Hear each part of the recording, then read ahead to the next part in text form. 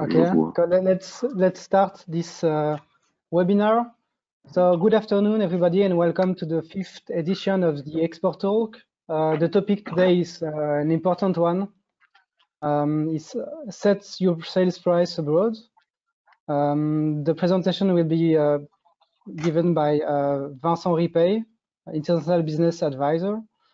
We will start directly with a small pause that I will launch right now to get to know you and your expectation a bit better. So are you aware that even before selling abroad, your company will bear cost? You have less than 1 minute to reply.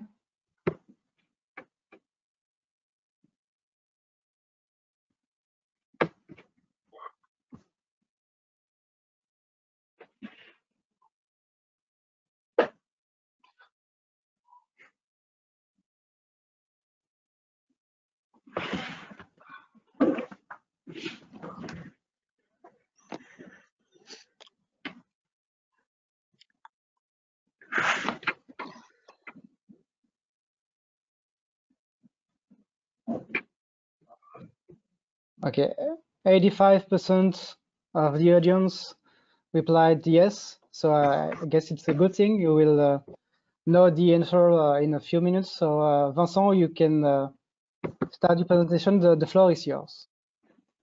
Okay, thank you.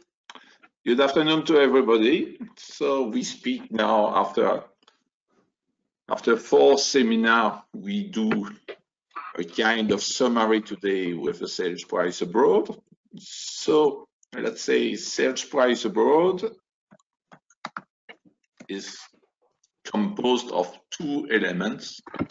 Fixed cost that you will have to bear anyway, and variable costs that are, let's say, proportional to your sales.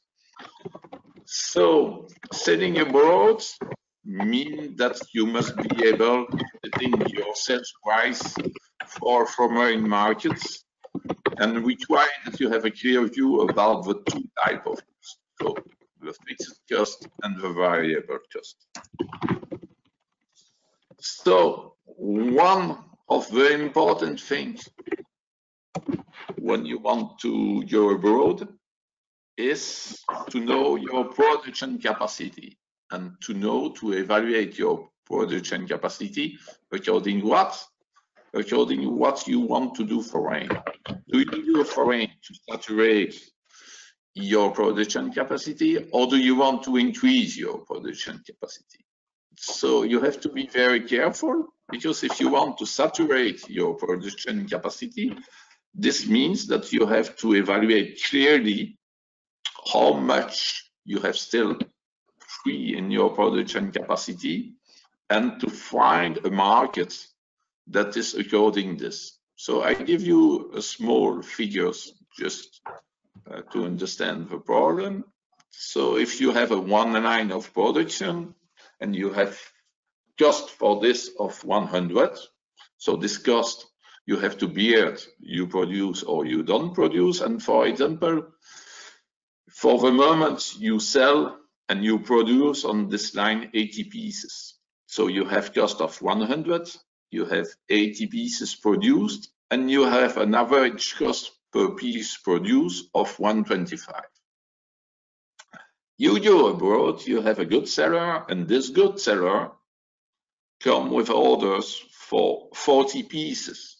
And this 40 pieces, that's very nice, because that's 50% increase of your sales. But the problem is that your production line, you have only 20 pieces free. So most of the people, if they have money inside the company and so on, what they do, they will buy a second line of production. But now with the second line of production, imagine that it's exactly the same. Now you have cost for 200, just that you cannot compress. You produce, you don't produce, you have this cost. And now you sell 120 pieces. That means that your average cost per piece is 166, meaning that you were happy to register 50% more in sales. but not able to produce on one line, you invest in a second line because, for example, you were having enough money, but your average cost per piece produced increase of 32%. Taking into account the competition and sometimes the low profit that we can earn, this is really a key of a problem for many of the companies. So always when you want to go abroad for services or for products, you have to take care that your production capacity is adapted to the market you want to win. So this is for the production capacity. And the production capacity, of course, I didn't mention here. You have an idea that you can produce 100 pieces on one line, but most of the people are not thinking correctly because they are thinking, yes, that's what I can produce in a week, in a month, or a year, for example. But they don't think when this production capacity is busy, and most of the people in Belgium are thinking about 40 hours per week at the maximum. But the reality is not the same because you can produce in 2 shifts, in 3 shifts, even on Saturday, Sunday. And if you mobilize some personnel on this production line, of course, you will have to pay more employees. You have to pay people working during weekends and so on. But you don't have to invest in a production line. And don't forget that a production line can be expensive for a company. It depends the sector you are involved. So let's say if you employ more people to run these production facilities during more hours, that's not a fixed cost, that's a variable cost that we will speak afterwards. Second thing to take into account into your fixed costs, that's the research and development. So even if you think that you have the best product in the world, you need to adapt product and services to the target markets, meaning that before proposing to clients, company will face cost without knowing if new opportunities will come. It's only when you will be on the market that we will know this. That's so, for example, R&D can be only about packaging, can be relating to the product and so on. But if you don't succeed to sell on the product, the cost that you invest on the product for a targeted market is lost, so you have to bear it. Third things, and one of the most difficult to see, I give you tools last week and a seminar before. You can have a review of this seminar on the website of hub.brussels. So you need to adapt to norm of a targeted country. So it's mandatory, therefore you will have costs to face, to know and to understand these new rules and implement it into your dedicated products and services. That includes, but it's not limited to, accreditation.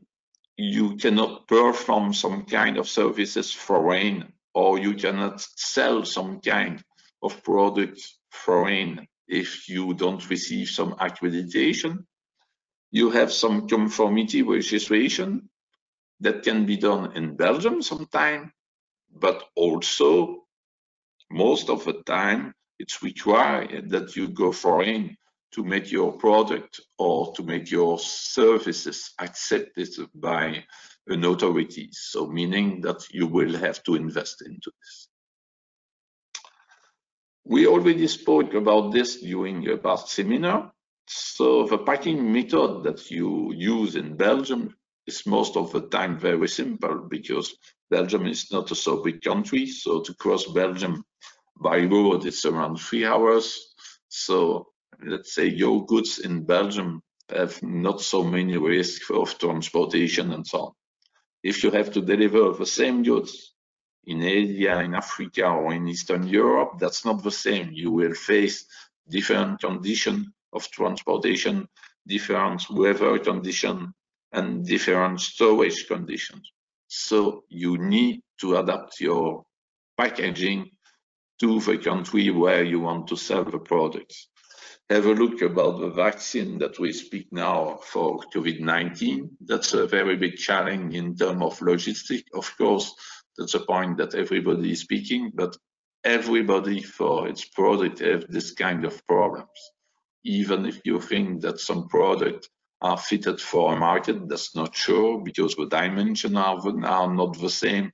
The conditions in the shop are not the same or in the warehouse and so on.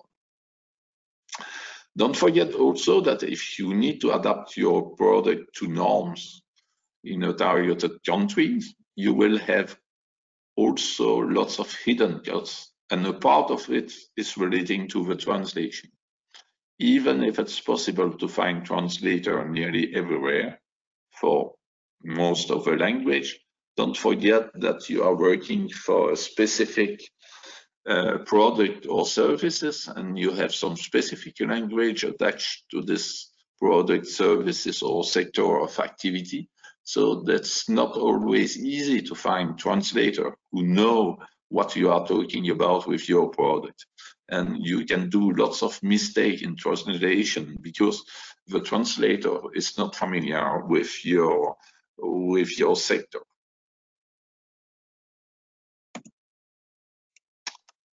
Human resources.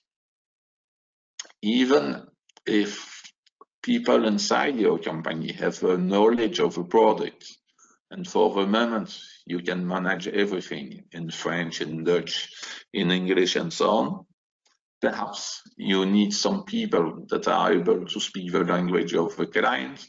That's not easy everywhere to speak English, so you need sometimes some very specific language skills and so on to go inside the market. Don't forget that if you are selling to public bodies, public authorities, that's good client generally, but everything, the tender, all the documents that you will have to transmit to them and so on will be in their own language. So you cannot anymore use the English everywhere, and of course, nor the French and the Dutch. You need also inside your companies people that know how to manage deliveries abroad, so meaning people that have knowledge of the logistics, including the customs, the export finance aspect, meaning that if you are not familiar with the customs in Belgium, but also foreign, if you are not familiar about the way of transporting the goods and so on, you could be surprised and face bad experience. So this has to be avoided. And so that's thanks to your human resource that you have or that you need, that you will solve this issue in the best interest of your company and of your clients. So always remember that it's not when you get an order that you have to bear this cost. As clients want to be sure that company they intend to work with is a reliable supplier. So for example, translating the packaging of a product, you can think when I will have an order, I will do it. But most of the big clients, or if they want to put a large order, they want to see what really they will receive. So if you want to go to Japan, you will have to do your packaging according to the Japanese standard and with a Japanese requirement. Otherwise, the client will not trust you. So meaning that you have to be ready to invest first and then to be able to receive this order according to the product that you present. You have always to be aware that your people are kind of your ambassadors, so they will receive message from prospect that you find abroad, from potential clients, and if needed, you have to modify your product, your services according to this request. If you intend to go foreign, you have also more existing problems regarding the relation with your banker. If you are inside in Belgium, the relation with the bank are quite simple. You have somewhere somebody who takes care about your account. If you have a question, you phone to him and he gives you appropriate answer. When we go foreign, that's a totally different business. So meaning that a company that wants to go foreign, she needs from the bank credit or commitment line, I will explain. So that will generate cost to prepare the file. So each time you ask, let's say, some credit line, some commitment line to a bank, or you want some financial arrangement and so on, you need to prepare files. And these files are done by chartered accountants or company auditors, according to the size of the company, in addition of the people from the company itself. So that means that you will face cost to do this file. And if you don't do it properly, for sure, you will not have the facilities from the bank. So it has to be well prepared. So involve cost. So this procedure will enable company to obtain short-term credit. Short-term credit, what is it? That's usable through overdraft. So what is known in French as credit caisse, and or straight loan to finance the expenses of a company, meaning the suppliers, the salaries, the taxes, and other cost to bear, innovating the payment from the clients.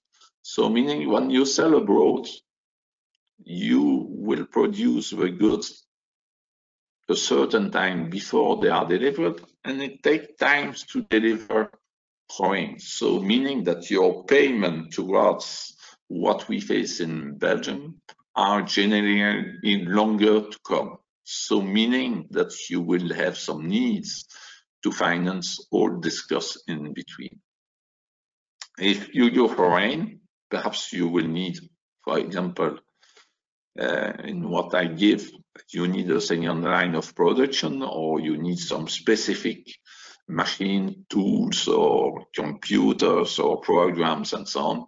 So you need to finance this, and that's done through medium-term credit awarded by the bank. And this medium-term credit, let's say they are till 3 to 5 years, but take care. The bank want to be sure that you will use this machine, these tools, during the time of a credit, meaning that if you are in high-tech sectors, meaning that everything become obsolete within 1 year or 2 years, like for the mobile phone and so on, the bank will not give you credit on 5 years if they know that you will use this machine, these tools during a limited time. And finally, when you develop, you need some building with office, warehouse, and so on. So if you want to have it in property, that's through long-term credit. And this means that the bank will want to see what is your business, what are your expectations, and so on, and take care. This is not like for particulars, so private body. When you ask a credit for a house, for an apartment, everybody with around the same level of life have the same needs. For companies, that's totally different.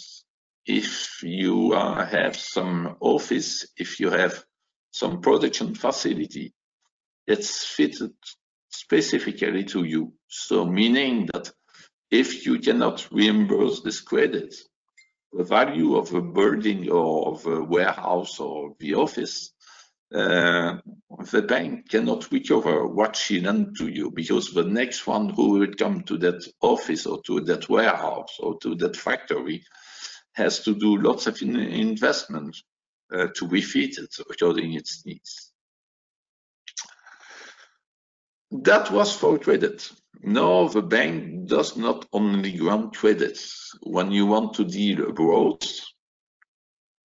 for some specific cases, you have to issue some bank guarantee to secure commitments toward clients. So meaning mostly when you have some tenders and so on. So the bank will grant you some commitment line in order that you are able to issue bank guarantee towards your client, but also letter of credit towards your suppliers. And also, we don't deal exclusively in Europe when we deal internationally.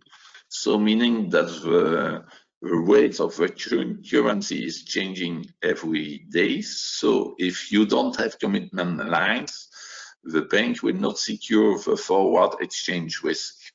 So meaning that you need all this with your bankers.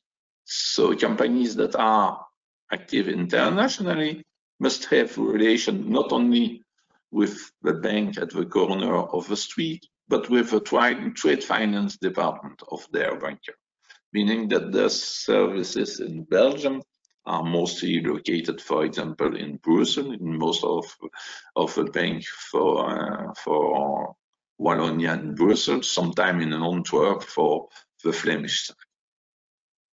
So that's very specific department of the bank that have some specific skills for all the banking instrument needed when you deal with foreign client.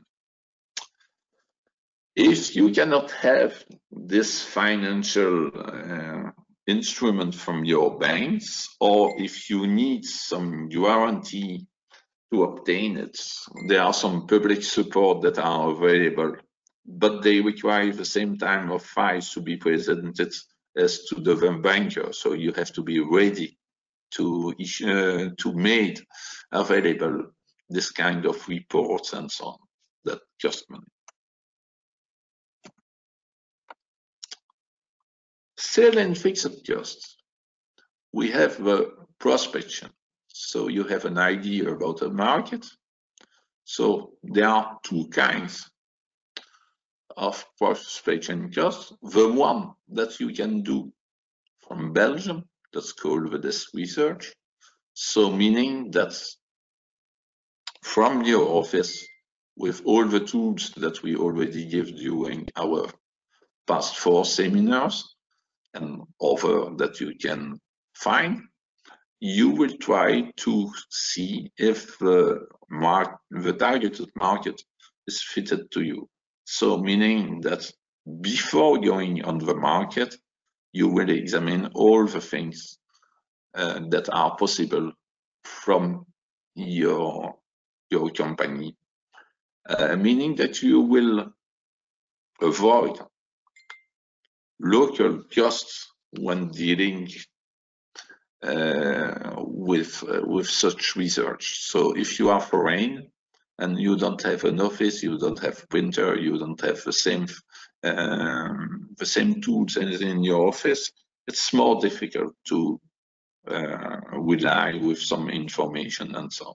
So first, you have a desk research that will cost you what? That will cost you salary, that will cost you internet fees and so on, eventually some money to pay to have some abonnement or to have some information available. After this, of course, you will have to go on the targeted market. And on the targeted market, when you go there, there will be some cost for travel, there will be some cost for hotels and so on, and to live simply foreign, to go to see potential clients. But don't forget, you don't go foreign only to look for clients. You don't have to forget that what we discussed last week about distribution intermediaries that could help you for market access. So one of the specific things to do in your fixed cost is to select a distribution channel abroad. Most of the company will have to do it. So just to give you the interest of this, if you sell abroad 1,000 pieces to 1,000 different clients only to exit Belgium, if it's product, you will have to do export clearance, and this export clearance will cost you the cheapest 50 to 100 euro. So it will cost you a lot of money. If you have a distributor of foreign, what we discussed last week, you will drive this 1,000 pieces to one single importer who will distribute locally. So you will win lots of money, and of course the importer on the other side the same. So selecting a distribution channel is very important, and I put the link of last seminar. Comply with the rules. So of course you know that you have to follow some rules according to your sector of activities. It's required by the state in targeted countries for example, the custom procedure, the sales authorization for goods, and for example, VAT registration for non-intellectual services. But most of the rules are also imposed, for example, by some industrial sectors. So in oil industry, for example, you have some norms that are coming from that industry, and all the actors around this industry follow these rules. The same for aeronautical. For food, that's a little different because that's more national rules and so on, but you have some international rules to follow. Don't forget also that some clients abroad, like in Belgium, will, let's say, ask you things that are not legally mandatory, but requested by some kinds of clients. So, for example, ISO 9000 or study about environmental impact of your product, of your services, of your company, and so on. So if you want to have them as clients, you need to supply this. And finally, for specific markets like US, as well as for product, as well as for services, you need some liability insurance, meaning that if somebody suffers damage because of your product or your services, you are covered by an insurance relating this. Finally, you will have costs that are very different according to the sectors, according to the client that you want to have, and so on. That's in terms of marketing. So, for example, there are some available market survey on many topics, and you can buy this survey. I saw in the past some of this kind of study, sometimes that's 10,000 euros. So, are you ready to invest this? Is it profitable to you? Or do you want to have tailor-made market survey, or to pay a business developer to find a way of commercializing your country? So don't forget, for this marketing things and so on, Brussels and its partners are there to help you. So that was the end of the fixed cost. And the conclusion of this fixed cost, I would like to invite you, if you were not present to some seminar, or if you want to have some details about things that I go quickly through it, you have here the links with 3 seminars, and there is a link also in a previous slide for the 3rd seminar. So keep in mind that not estimating clearly your fixed costs necessary to develop activities on foreign markets could lead to treasury trouble, and this will have an impact on your present activities. So always take care not to put in danger what you do actually for a new market. You have to go step by step. So extending abroad needs additional financial resources, except if a company enjoys lots of financial reserve due to profit non-distributed on its current business. So now you will have a second pool. Yeah, we'll launch a second question for the audience right now. So do you think that your company can mobilize available cash for future sales abroad? You have less than 1 minute to reply to that, please.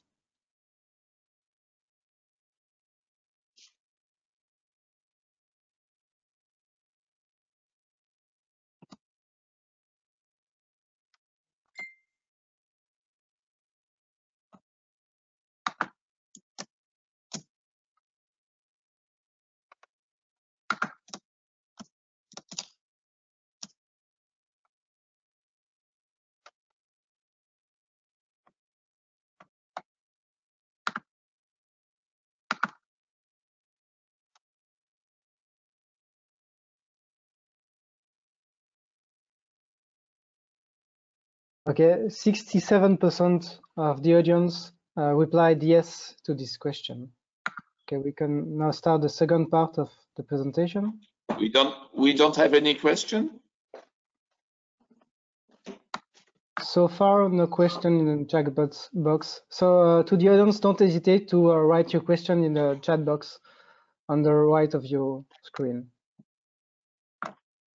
Okay, so we go to the second part of our seminar. So the variable cost. So first thing is to take care about what is incorporated into your product. We discuss here about goods. So if you sell abroad, you can need to incorporate some specific raw materials, some specific ingredients to substitute compared to your current production for the targeted market. I give you an example of what happened sometime. AB InBev was commercializing beer without alcohol, but it was not a really true without alcohol beer. It has 0.5% alcohol.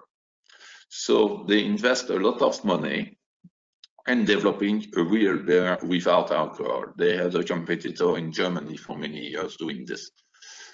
So meaning that at the time, they told to the people that even in Belgium, where this product was not the targeted market, they will increase the price of a beer to cover this cost. Normally, this cost have to be beer inside of the fixed cost. So you need to be able to invest for a specific product for a specific market and not, let's say, to do change on your current market. So each time you develop product adapted to a targeted market, you have some change appearing. So, for example, typical Belgian praline sold in Belgium, part of it has some cream inside, but this cream you can only keep during limited time, let's say less than 2 weeks. So when this product needs to be abroad, you have to substitute to the cream other products. So of course, this product made for foreign will have their own price. And that's like this, that when some products are commercialized abroad, they are not exactly the same. And most of the time, they are more expensive because they had to be adapted. And so if you have a look to the shelf life of a Belgian praline inside Belgium, that's around 2 weeks. If you go abroad, it's 3 months, 6 months, and sometimes more. And some other producer from Switzerland, for example, they do products that can be kept during 1 year. Why? Because they have some client requiring this. So relating to the product also, so your product will have to be made specially for a target market, or will have to be packed specially for this targeted market, or anyway will be to be prepared for this market. So meaning that you need some additional manpower towards European Union markets. So for example, if you deliver goods inside European Union, what cost will you bear? Let's say for paperworks, for example, you must be able to provide a packing list, and that's after for European Union, for most of the product that's sold, you have a transport document. But if you go outside European Union, you must be able to do an invoice, you must be able to do an export custom declaration, you must be able to manage, let's say, all around the logistical activities. So special manpower will be dedicated for this, and that will have a cost. So don't forget that if you sell abroad, product will stay in your warehouse more longer, most frequently, meaning that you have some warehousing and internal logistics. Sometimes you are obliged even to outsource the package or the storage of this product. If you leave Belgium for European Union, you need some specific inspection license for some products, such as let's say chemicals and so on. But if you go outside European Union, it's mandatory to go through the custom to exit Belgium and European Union. So let's say according the custom code that we already mentioned in a previous seminar, you will have to present specific inspection or license to the customs to make the people to make the goods exiting Belgium. So in addition to this, if you go outside European Union, you will have the fee of a customs agent, custom broker to do the export custom clearance.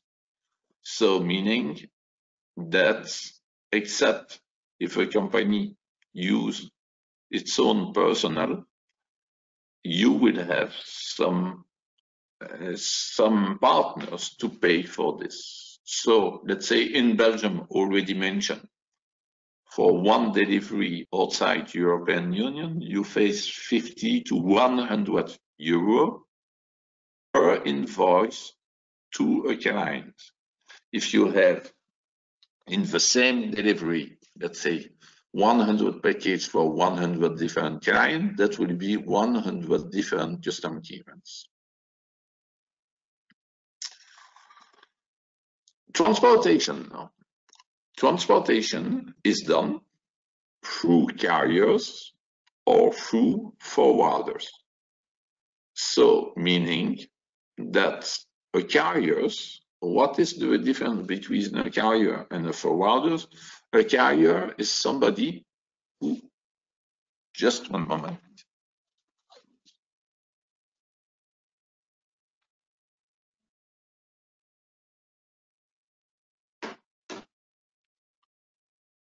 Sorry. So a carrier is somebody who do the transportation with its own transport, or most of that's in road transportation. So in road transportation, you can send a request to a carrier. And the carrier, if you are in Belgium and you contact a Belgian carrier, his carrier, if he comes with his own truck to take in charge your goods, a truck that is registered to the same company where you put the order of transportation. But of course, carrier can only be somebody who has a truck, but he will not have at the same time a ship or a plane. So let's say there are some forwarders, and forwarders, what's this? That some companies who are active in the logistic activities, and they can take goods from the point of departure till the point of arrival, and they will transfer the goods on to different carriers. For example, you need a truck to go from Brussels to Antwerp to the port, and then after you need a ship to go in the United States. And when you are in US, you need a van or a truck to transfer the goods inside USA. So this a forwarder can do, and he can also be busy with all the activities, let's say, relating to what? Relating to the custom clearance, sometimes with the packing of the product, sometimes, let's say, to obtain some authorization and so on. So the forwarders are for goods what a travel agency is for people when they want to travel. They can provide you only with one transport method, or they can do a global task for you, meaning that you don't have to worry from the point of departure till the point of arrival. You don't have to worry if you give the correct instruction. We will come back about this just after. So transportation, most of the company in Belgium and in Brussels know the reality of road transportation. So road transportation is easy if you do it in full trucks, as loading is done at the supplier and unloading at the client without any intermediary handling. But usually SMEs don't have so large amount or quantity of goods to deliver, meaning that they use lots of time what is called, even in French, groupage.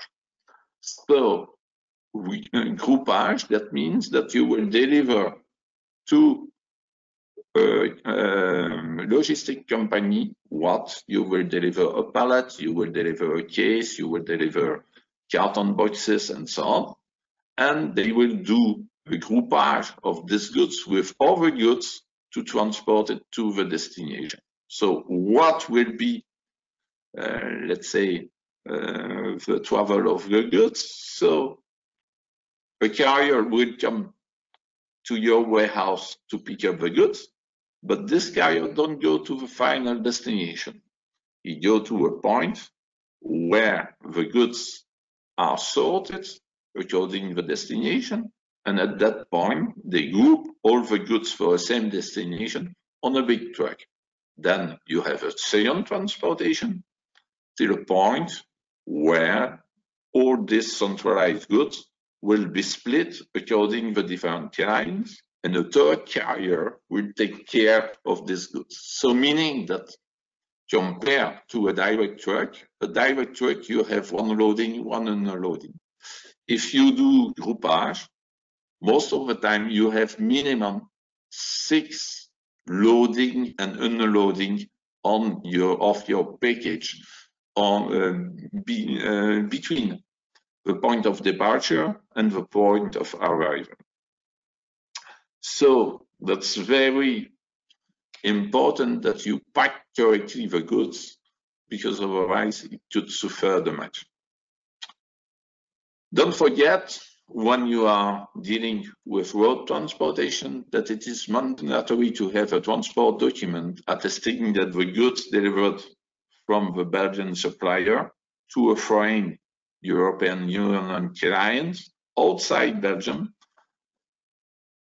to prove that you are entitled to exempt the Belgian VAT toward the client. If you go outside European Union, this proof of VAT exemption that will be still around the logistical activity, but it will be the export custom declaration that a custom broker will do for you. So big advantage of the road transportation, the price is lump sum, meaning that it's a price for a door-to-door transportation. What about the other transport method now?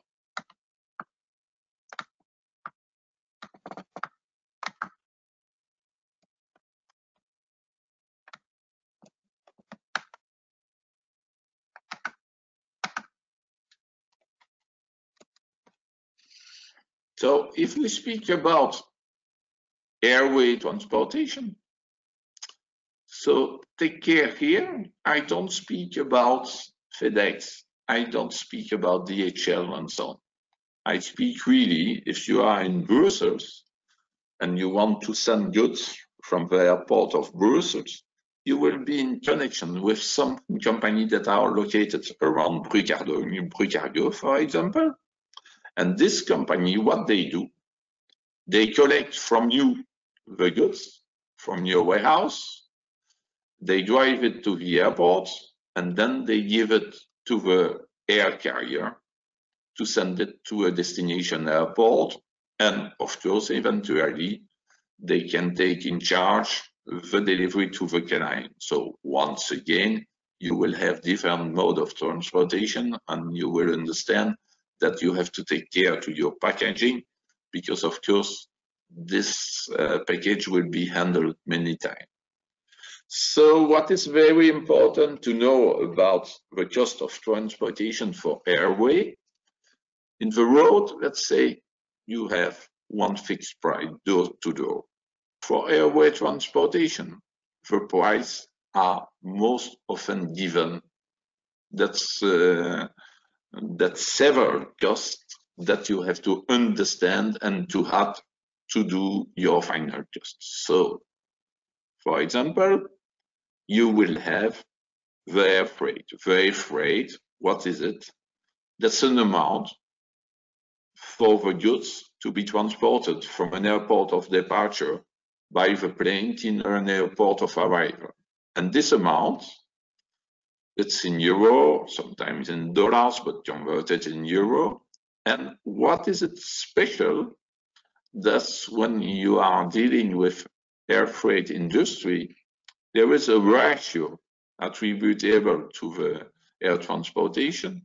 So let's say if you have 1 cubic meter, let's say the ratio is that cubic meter is equal to 166 kilos, meaning that if you have goods with 1 cubic meter and 1 tons, 6 times 166 is nearly 1,000.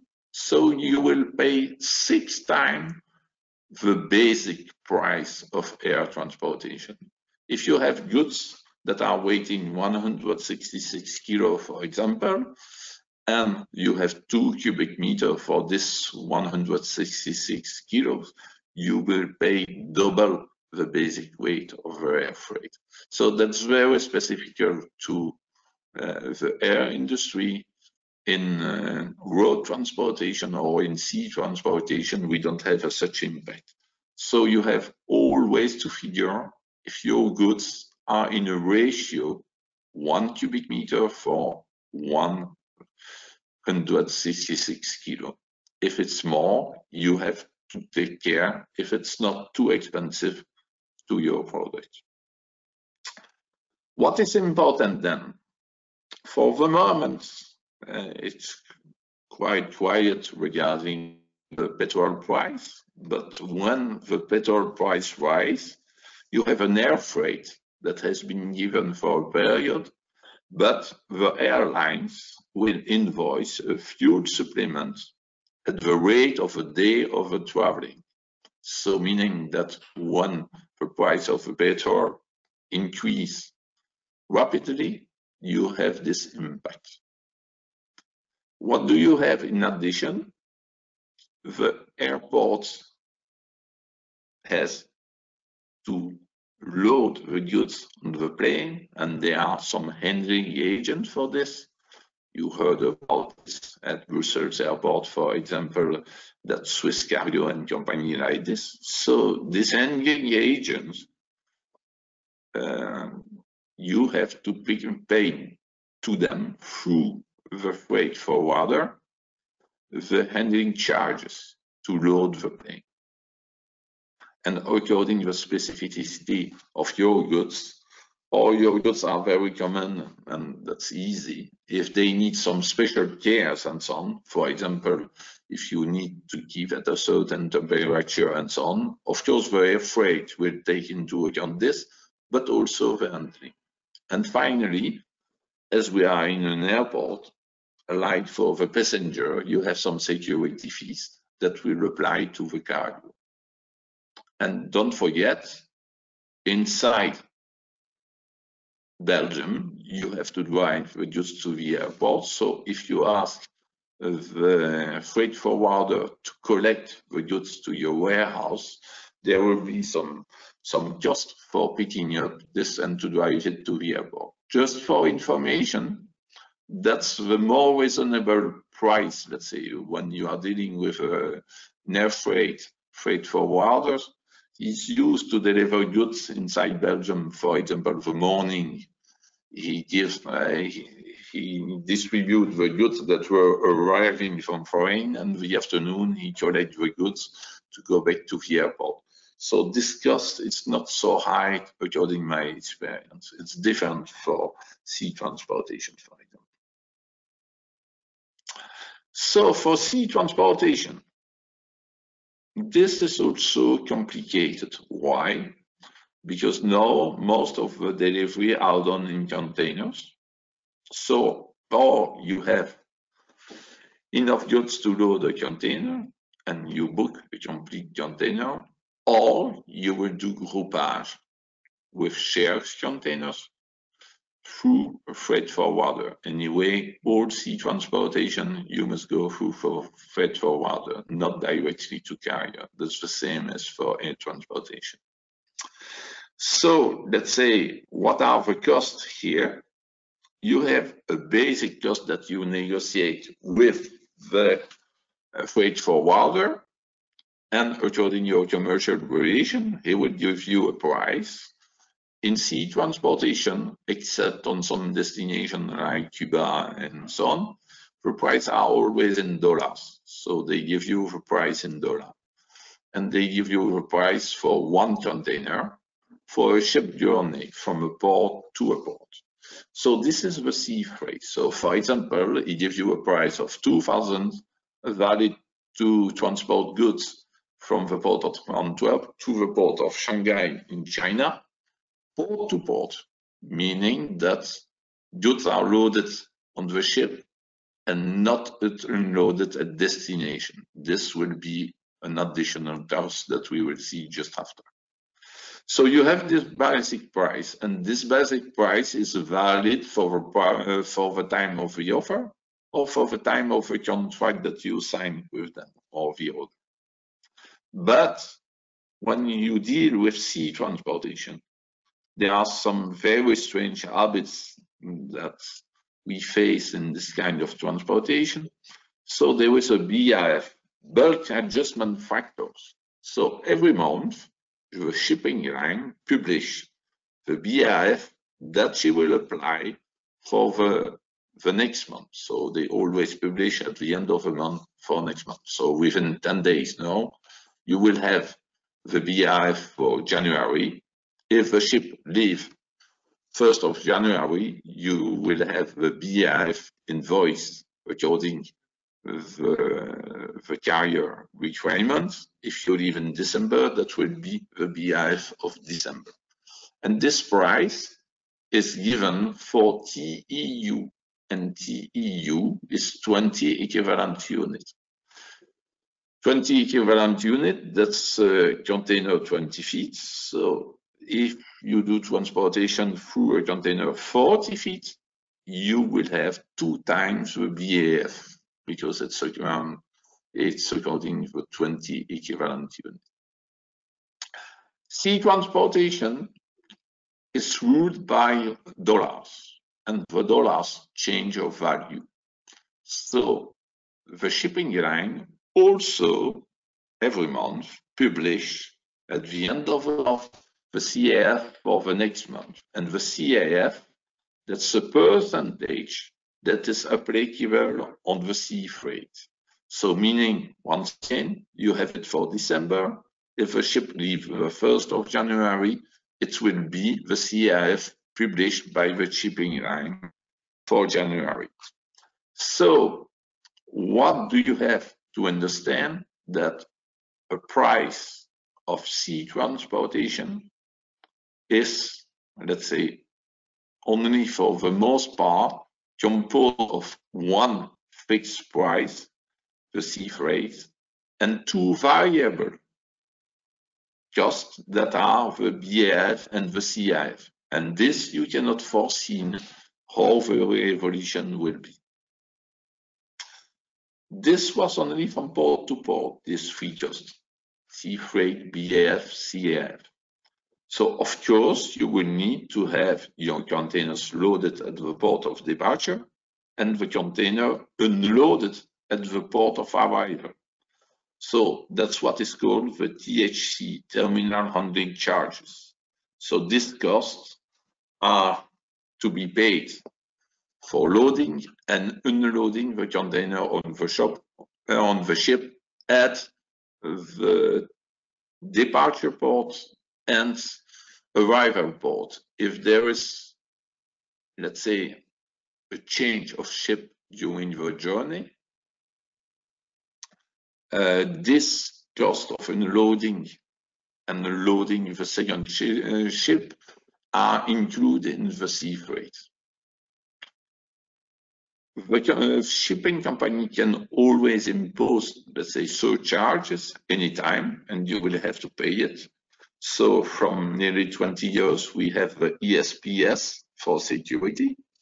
But recently, in Western Europe, we have no supplement for low sulfur because the shipping line cannot use anymore any kind of oil in the ship to come in Europe. So you have a supplement that is imposed. So shipping line have a right to impose anytime any surcharge they want. I know that it's very strange, but that's the rule. If you don't pay it, the problem is that they can keep the goods. When I say if you don't pay it, according to the transportation rules, of course, that's all the kinds will be discussed.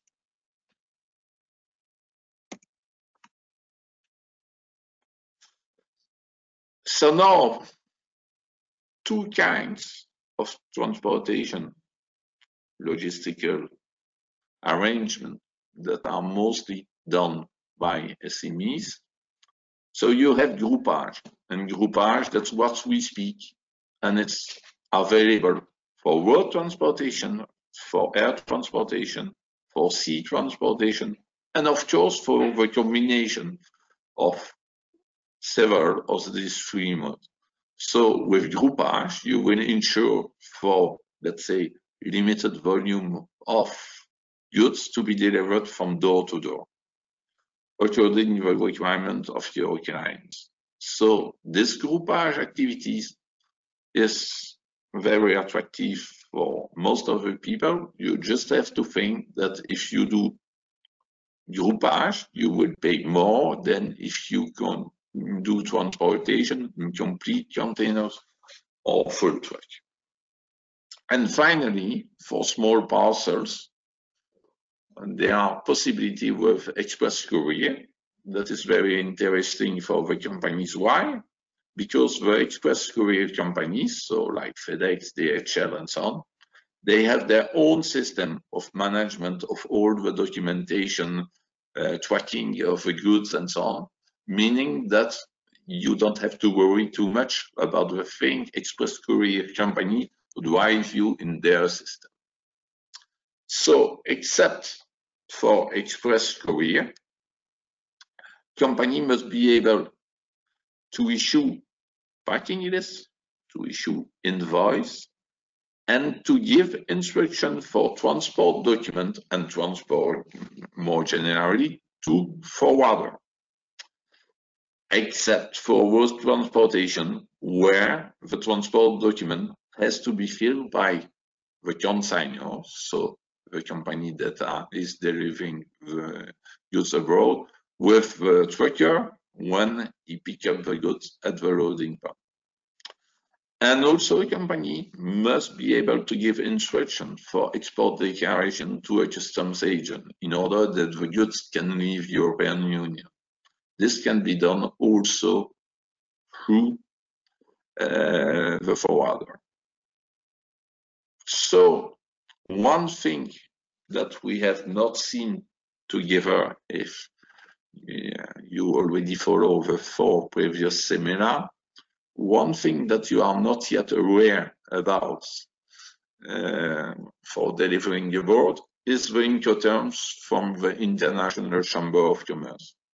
So the Incoterms, let's say you share between the supplier and the client who till where support the cost of transportation and who till where bear the risk during transportation.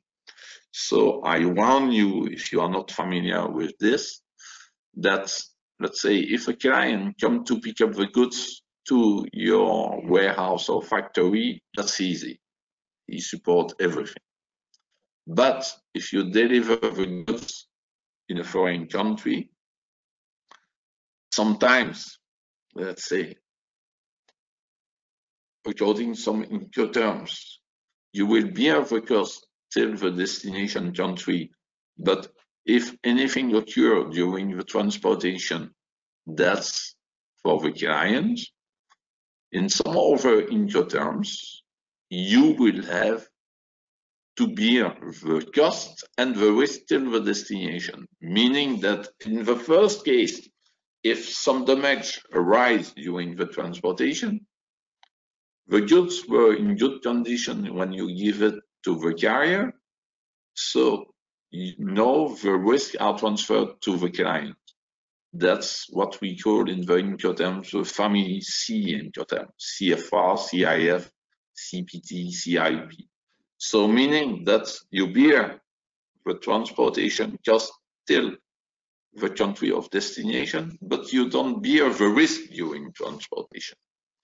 If you are in the D family of Incoterms, meaning DPU, DAP, DDP, you will bear the transportation cost and the risk till the goods arrive in good condition at destination. Meaning that if the goods are damaged when arriving to the client, you have not fulfilled your contract. Meaning that in the same condition of a contract with same delivery date, you have to deliver replacement goods. So this has an impact on the cost because if you deal with the D Incoterms, you have to do kind of provision or cover by insurance this risk, and of course you will have to include this in your sales price. If you are free of this risk, when the goods are leaving your warehouse, you are free from your risk, so you will not invoice this kind of risk. So if you want, I put a link with the explanation of what are Incoterms. So I show you, I hope you will see it on the screen directly.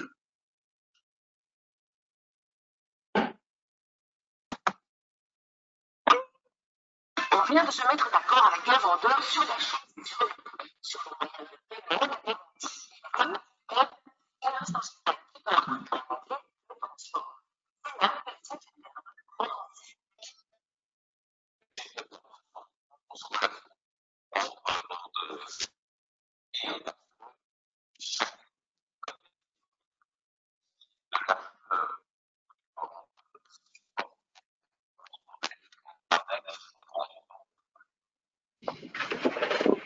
Vincent, il y a un problème, la vidéo est fort hachée, je pense que il vaut mieux expliquer les grands principes, sorry. Okay.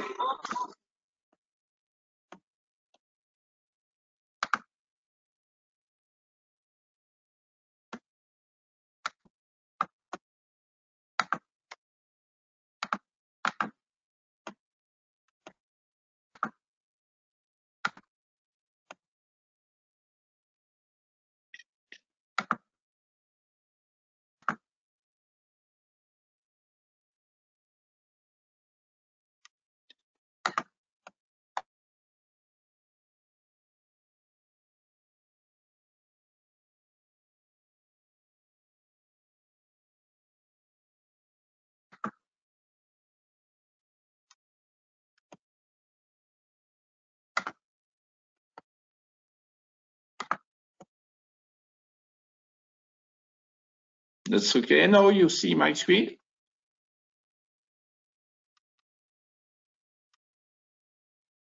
Hello? Yes, Oui, oui. we do. Yeah. Okay, thanks. So sorry for this. So please, if you have interest, and I'm sure you have to, you can have this video of introduction of the Incoterms, and the Incoterms will be one of the subject of next seminar. So now you are delivering goods abroad. What you have to take care also is about the risk during transportation. I just speak right now about the Incoterms and their influence, but let's say it's always good to cover by an insurance goods that are traveling. If your clients do it and you are sure that they have well done it, that's good. Otherwise, there are some typical insurance that are called all risk cargo insurance. And this insurance, sometimes they are provided by the forwarder, but that's not a good place to subscribe it. Why? Because the forwarders deal with lots of different companies, with lots of different goods, and the cargo insurance that will be done through the freight forwarder is not done specifically for you. So there are some specialized transport insurance brokers. There are not so many now in Belgium. There are two around Antwerp and one in Liège. And what do this insurance broker? They will study the risk in terms of goods. So they will examine your goods, how they are packed and so on. How do you transport it till your client? Is it by air? Is it by sea? Is it by road? And also the condition on the destination countries. So for example, if you deliver inside Africa, that's totally different than if you deliver in Vienna, in Austria, for example. So this insurance broker will do for you a tailor-made policy, what is called a no-risk cargo insurance. So if you compare with your insurance from your car, that's your omnium from your car. So if any damage arises during the transportation, the insurance will indemnify, and then they will look if they can recover from the faulty party that has caused the damage. So, as I told you, it's better to go directly through this insurer broker than through the forwarder, because sometimes, from my experience, some companies subscribe the insurance through the forwarders, and the condition of a policy of a forwarder exclude their goods. For example, if you are dealing with steel, there are some freight forwarding company where the rust is excluded from the coverage. But of course, if you deal with steel, one of the most frequent damages is rust. So many things also that the carriers are covered by an insurance. I would like to draw your attention. The insurance that the carrier has, so the carrier are the one who transport the goods through their own transport method, that's a civil liability. So you are only covered if the carrier do a fault, and this fault, let's say, anyway, if we do it, there is a limitation in the indemnity that is fixed by international convention. So be sure always when your goods are traveling to be covered by an all-risk cargo insurance if you bear the risk or if your client requested, and if your client say that it's insured, be sure that he's correctly covered. So in conclusion, transportation requires company to know its product and the way of packing and the way of delivering them in order the client receive it in good condition. So the target when you deliver goods is not that they leave Belgium in good condition. That's really that it arrives in the foreign destination country in good condition.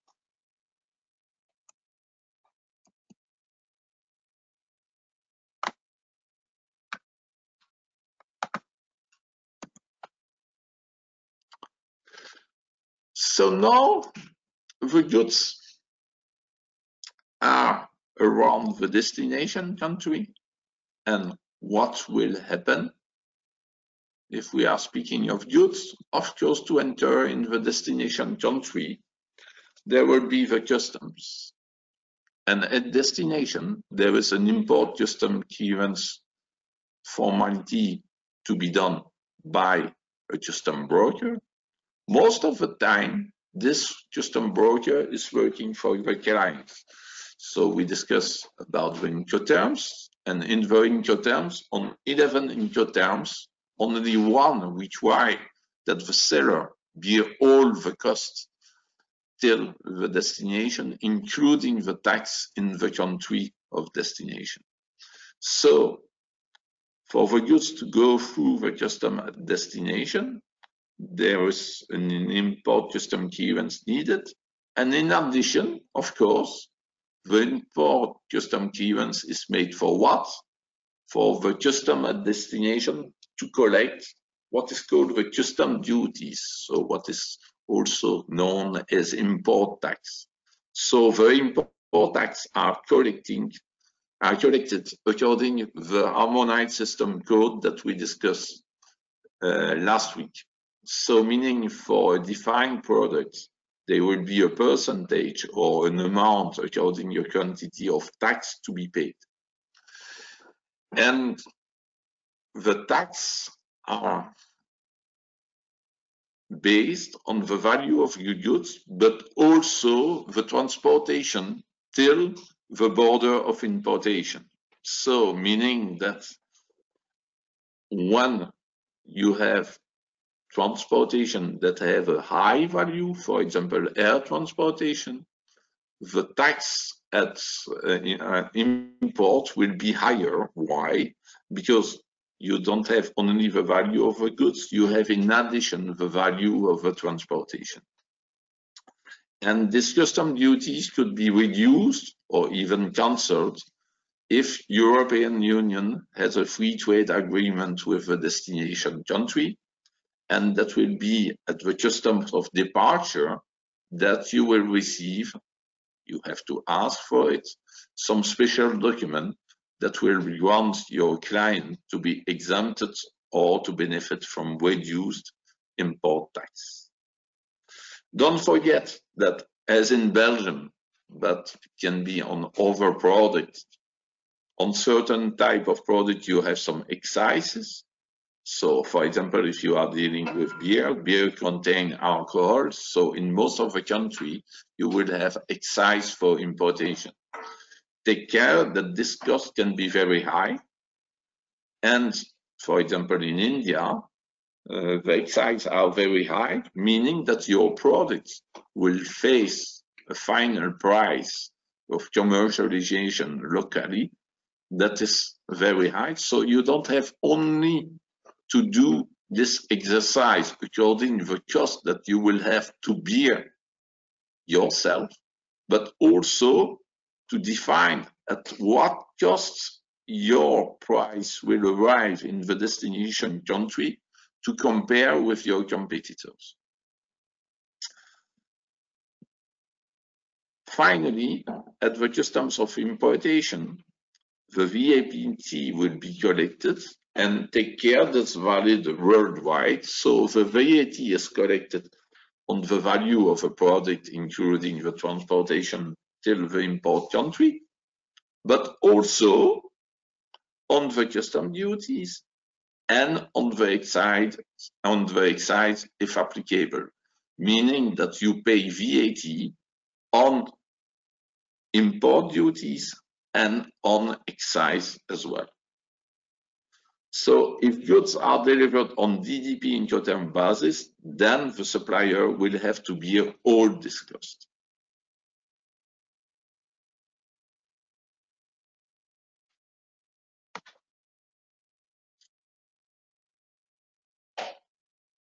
fiscal issues now.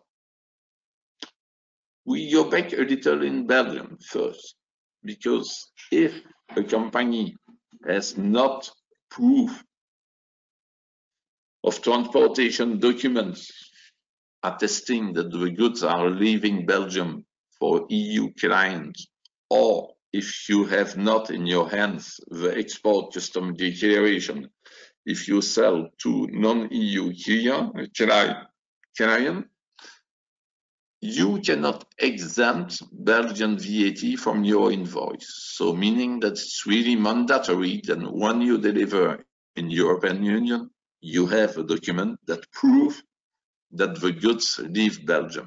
If you are dealing outside the European Union, then you need absolutely the customs documents that attest that the goods have go through the Belgian customs authorities. Otherwise, the fiscal auditors or the fiscal inspector will ask you to pay the VAT on this. So that would be 21% of your sales. So that's quite a lot. Now we go back in the country of the client. So official issues are the following. So if you do e-commerce to consumer, so what is called B2C,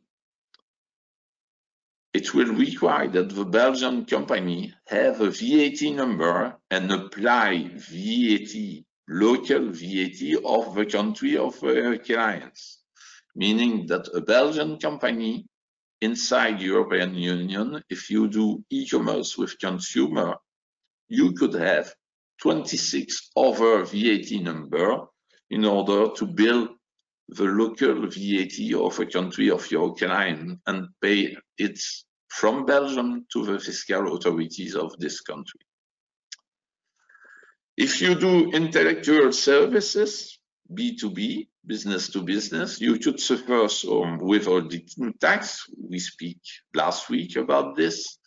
And this withholding tax can be deducted by professional clients of the amount due from invoice in some countries. So meaning that you sell an invoice for 100 and there is a retention of a part of your invoice to pay directly the fiscal authorities. So this could only be done in B2B. So if you are dealing with consumer, then it will be like for non-intellectual services, different rules that I explained now. So if you deal with non-intellectual services, so non-intellectual services are installation abroad, are construction abroad, are maintenance abroad, or various services. If you do it on a B2B basis or on a B2C basis foreign, or if you do intellectual services that are advising, that are consultancy and so on to private customer, Belgian company is required to be registered for VAT purpose in the country of its client and to bill them the local VAT. If activities has a duration of more than 6 months in a fiscal year, then you could face also some profit taxes in the country of your client of your activity there. If the withholding tax or if the profit tax is paid abroad, if Belgian company can deduct from its taxes in Belgium, 2 conditions exist for this. So meaning that you have paid tax on your profit abroad, you deal with French clients, and you had to pay taxes on profit you have done in France because you do their services during more than 6 months in a fiscal year. So this money that you pay to the French tax authorities, you can deduct from your Belgian tax at the condition that there is a double treaty of taxation with Belgium. That's the case with France. And that you have made enough profit in Belgium to deduct the taxes that you have paid in France, in that case, foreign more generally. So if you don't have made any profit in Belgium or not sufficiently, these taxes that you have to pay abroad, so withholding taxes and profit taxes, will become an element of your sales price. So if your company is just starting, or if you don't do a lot of profit and you will face taxation abroad, take care to always incorporate in your cost these taxes.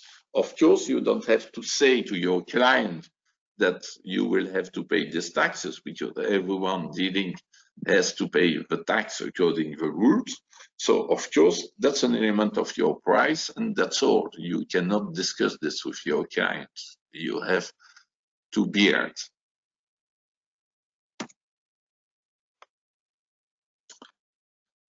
Finally, to receive money, of course, there is the banking system. And in the banking system, you have some financial costs.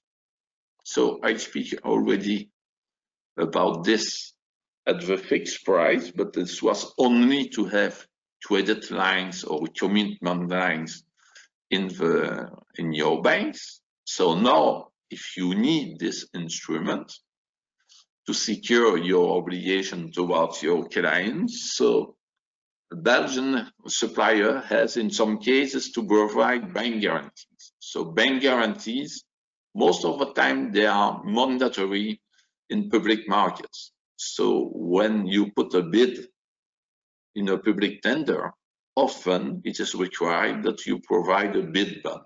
And the bid bond, what it is, it's a commitment from your bank towards the public entity who launched the tender, that if you win this tender and you don't sign the contract or don't want to execute it, then the commitment from the bank, the bid bonds, will be paid to the buyer, meaning that most of the times you need this to be qualified in a public tender. There are some other bank guarantees that are called advance payment bonds.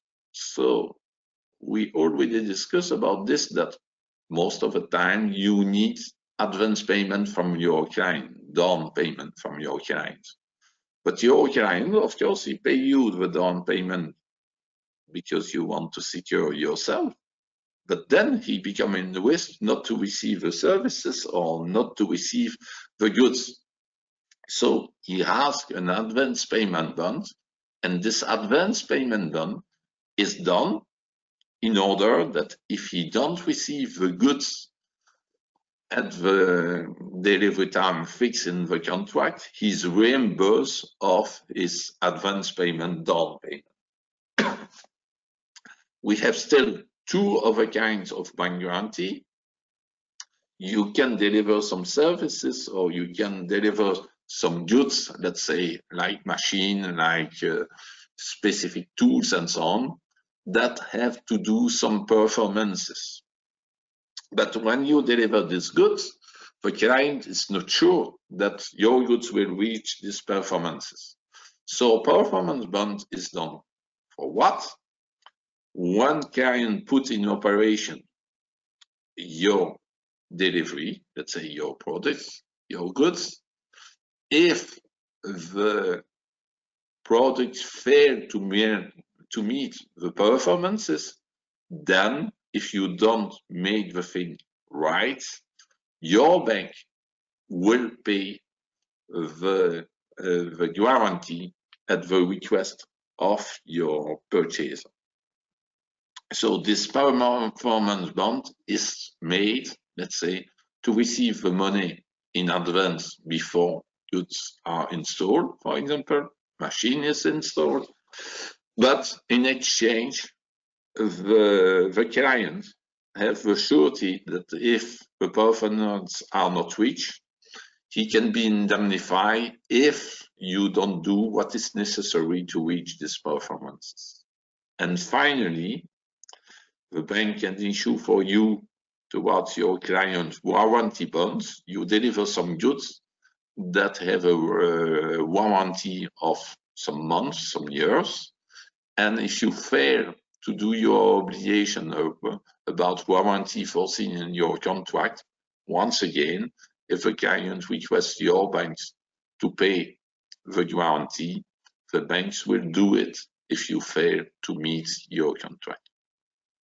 So this bank guarantee are required from company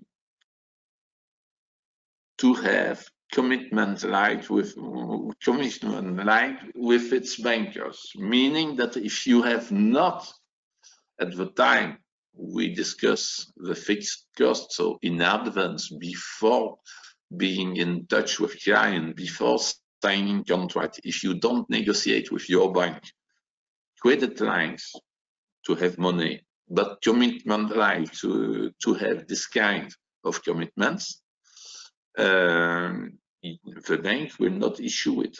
They will examine your file and so on before, so it will take time. So always, according to the activity that you do foreign, you have to foresee the needs that you have towards your banker. And finally, if you need to pay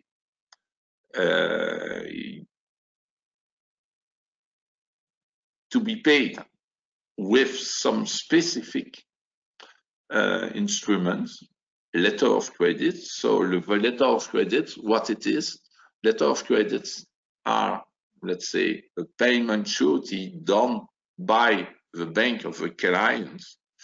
And this bank surety, what is the system is that letter of credit, documentary credit, that's a synonym. So documentary credit means that the bank of a client sent you a commitment to pay you against a certain number of documents to be issued in a certain layout. And if the documents are complying to the request of the bank of the client, meaning that this document will attest that you have timely delivered the goods in quantity and in quality, then the bank will pay you. And this foreign commitment from the bank of the client can be confirmed by your banker in Belgium. So meaning that when you present the document to your bankers, if the document meets the requirement of the bank of the client, you will be paid directly from your banker. So the bank for this will collect some money also. What we have still, if you receive money from outside Eurozone and not in Euro, you are subject to payment commission or change fees from your bank that you have to incorporate into your cost and into your sales price. So take care, because that can be quite expensive when you receive money from foreign, not in Euro. So you can have some payment commission from banks that are quite high on small amounts. And finally,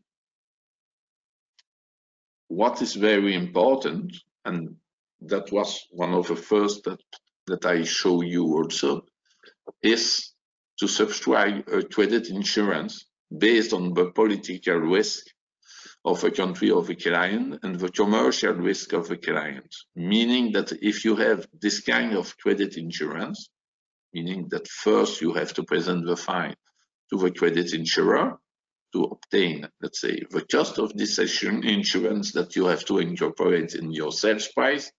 Then, let's say, what is the difference? If the client does not pay you, you will not be involved in a procedure to recover your money abroad. That's the credit insurer who will pay you your invoices in deduction of a small percentage, and he will recover this money directly himself. So with this, let's say, your company is covered and is not in risk from non-payment foreign. So what are the today conclusion? So setting a sales price requires time to understand your company specificity. That's like we have done during the first webinar. So the export diagnostic, you have to know really well your company, what are your specificity, what are the specificity of your product, what is your financial situation, your ability also. That will lead you to find good partners able to provide appropriate services at affordable price. For everything, you need to go in the competition. Let's say can be for bankers, can be for freight forwarder, can be for credit insurer. Prices are not the same according to partners, and all the partners does not fit to your requirement. So you have to go around the market to evaluate this and evaluate this cost. Don't forget that if you take all the most expensive solution, at the end, that will be at your client to pay all this, and perhaps you will not be successful in this market because you are too expensive. So all this has to be done also according to the requirement of a targeted market. And don't forget that experience obtained from a country cannot be transferred automatically to others. So each country and sometimes each customer are different. And all the partners, they are mostly focused on some countries. Even for express courier, if you are thinking that FedEx, DHL, and so on are the same, they don't have the same price according to the destination. They don't have the same services according to the destination. The banks, that's the same.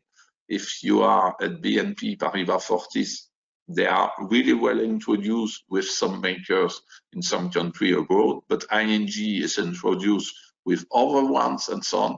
And sometimes you need to go foreign to find some services that you don't find in Belgium for some destination countries. So for example, people that are dealing with French-talking country of Africa, often they go through a bank in France that have some connection and so on that can offer services that are not available in Belgium. So really, when you are dealing foreign, you have to evaluate precisely what is the best for you and if the solution that you find are acceptable in terms of price and quality by your client. So that's all for today. So if you have any question, let's say that's time now for this. And thank you, Vincent. We have a last question for the participants.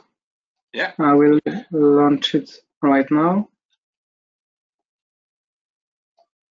So yeah, are you able to define clearly the variable costs applicable to your product or service? You have, again, less than 1 minute to reply.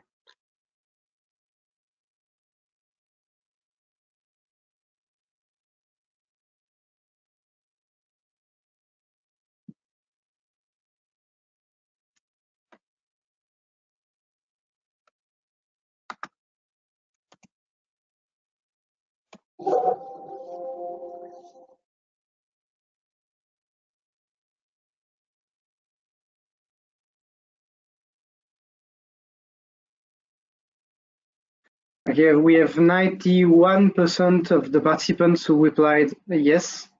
I think it's not bad. We have two. Yeah. That's not bad, but everybody has really to have a close look to their activities and so on, because really sometimes there are some hidden costs that cannot be foreseen easily. So you have to take time to insulate all this cost. And we have two questions from the participant for you, Vincent. Yeah. So the first one is how to create a VAT number outside of the EU. For example, in Russia, in case of an e-commerce B2C sale. So when you are outside European Union, you are always linked with local fiscal authorities, and you need a fiscal representative in the country. So there are some fiscal experts and so on who do this, but take care, it's just quite a lot. So if somebody wants to have a VAT number in Russia, I will never recommend to go in that way, to be exposed directly toward the fiscal Russian authorities. So for me, I don't know if it's a person who is dealing with product or services, but anyway, the best way would be to have an intermediary. This is what we discussed last week. So for me, for a country like Russia, that's not good at all. Where it's not a problem to have this kind of things, that's for example in New Zealand, in Australia and so on, taking into account that you have different times there. But on difficult country, or you find an intermediaries, or you will be a very expensive cost from fiscal experts and so on for doing this. Just to remind, in European Union, you can be always linked directly with foreign fiscal authorities. Take care, for example, in Hungary, if you don't speak Hungarian, good luck. Okay, thank you. And then the second question, does the basis for the calculation of custom duties also include the cost of sea transport insurance? Yes. Yes. So normally I didn't mention, because let's say we didn't discuss about figures, because the figures are changing according to the kind of goods that you are dealing with. But let's say a normal cost of an insurance for goods common, let's say not special, that's 0.5%, so 0.5% of the value of the goods, including the transportation. So really, that has not, for small company, a big impact on the import duties. And anyway, if you have subscribed an insurance, according to the Incoterms, all the Incoterms that's foreseen insurance by the supplier are mentioned in the Incoterms with I. So that's a CIF or CIP. So when goods arrive at a custom of importation, if it's a value CIF or CIP, it includes the insurance. If it's not CIF or CIP, if it's in the family of D, normally the supplier takes an insurance for himself because he have an obligation with result at destination. So the price in a family D also includes the insurance. And if it's in the family F, that's the client who pick up the goods from Belgium, so meaning that he will bear the cost of transportation and the insurance. So insurance around Belgium, 0.5% for sea transportation. By truck, around 0.25%, and by plane, it can go down till 0.15%. That's the range that we have for common goods. Okay, we also have a question about an online B2C sale to French customers. Do we need to have a French VTA number in this case? And how can we work with a Belgian VTA, and what VTA percentage should be applied in this case? So there are some conflicts between the rules of European Union and the local rules. So let's say, according to European Union, when you deal in e-commerce for final consumer, you need to have a VAT in the country of the consumer. But according, let's say, various rules of various European Union countries, you can be exempted from this obligation till a certain amount, and this has to be checked in all the countries of the European Union. It's around, most of the time, that's around 30,000 euro. Meaning that you sell during a year less than 30,000 euro. But I don't like this system, because if you are really successful on the market, if at a time you exceed this amount, normally you had to have a VAT number for the previous operation. So that's quite tricky. And what is the problem is that this rule was put in force 3 years ago, the 1st of January, and most of the big players are complying to this. If you go to Amazon, if you go to big names and so on, they always invoice with local VAT. And sometimes when you go on the site of e-commerce of some companies, you are located in a country, for example, me in Luxembourg, and you don't have your country, meaning that the company does not have a VAT number in Luxembourg and don't want to deliver in Luxembourg, because in their system, if they don't deliver in the country where they have a VAT number, they don't want to deliver in e-commerce. Okay, thank you. Another question, are there any international digital secured payment tool? Does it exist? I don't understand what is international secure payment. So let's say if you discuss simply about the method, a transfer is a secure payment. If a client sends you the money, normally you receive it. If you mean international secure payment, like the letter of credit, that's what I explained, letter of credit documentary. Let's say we have a way and it covers a range. This system is already existing for 5,000 euro and is valid till hundreds of millions of euro. So meaning that's the bank of the buyer who issue a commitment to pay the seller at presentation of a certain number of documents that are listed.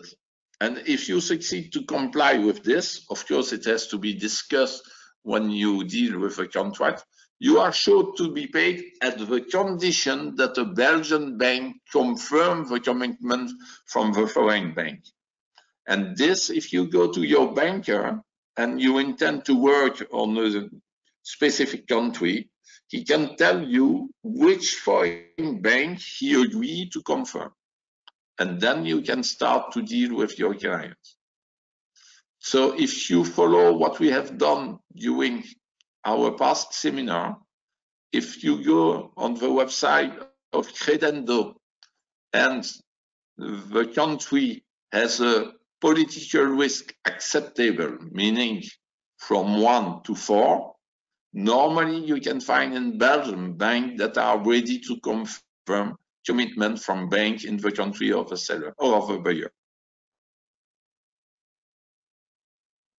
And if you are dealing with very difficult country, the most safe method of payment is to be paid before you start to produce or before you start to bear some expense. It's surprising, but when countries are really bad, it's possible to obtain. So for example, I was dealing this with Nigeria in the past. I was dealing this with Azerbaijan in the past and so on. But of course, if a client pay you everything in advance, even if he's in a bad country, he will ask what we discuss about the bank guarantee. He will ask an advance payment bank guarantee equal to the amount that he paid, because if you don't deliver, he wants to have it back, his money.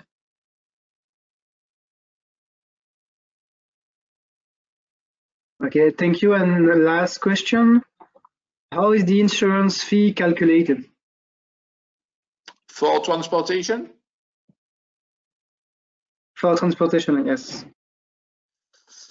So the basic is according the country of destination and the method of transportation. So if you are in Europe by road, very simple, you are around 0.20. Except if you have some good that risk damage. So for example, the new vaccine and so on, that has to be kept minus 80 degrees and so on. Of course, the insurance, transport insurance for this will be higher. But if you are in common goods, not big problem. So in Europe with trucks, that's not a huge amount. If you go by sea to a port of destination, for common goods and containers, the same, but it's higher because there are more risk on the sea than on the land, so 0.50. But if you travel anywhere, goods to an international airport through an international airway, meaning that you have to deliver even inside Africa to an international airport. International airport has to respect some rules to be certified by IATA, meaning that the insurer knows that the airport, international airport, are in good condition or pretty good condition. So meaning that you reduce by plane till 0.15, till the airport of arrival. If you want to go after the airport of arrival, if you want to cover this, it will be according to the risk inside the country. So basically, your product is important because if it's easily breakable and so on, it will be more difficult to insure and that will just a high price, country of destination and method of transportation.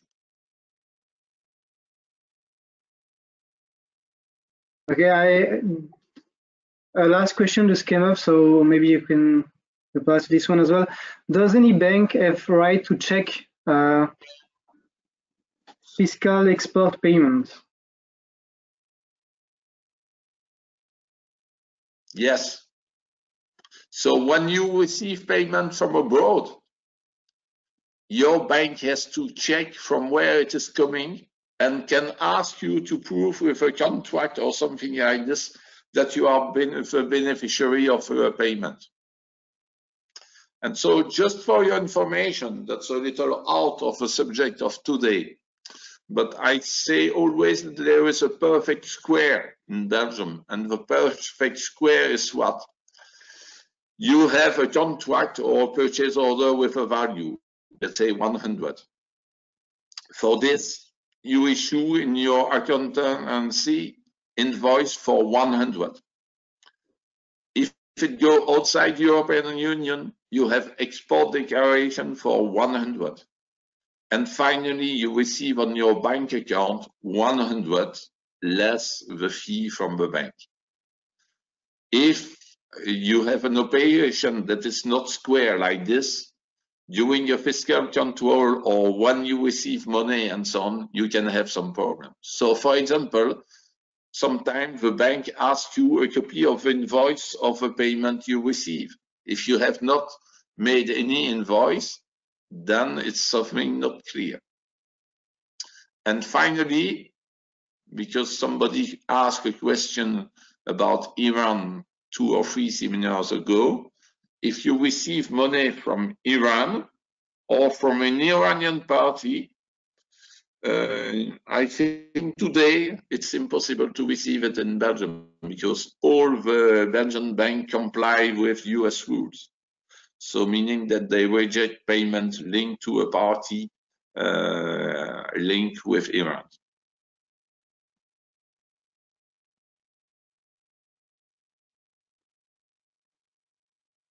Okay, thank you. So that's it for today. No more question.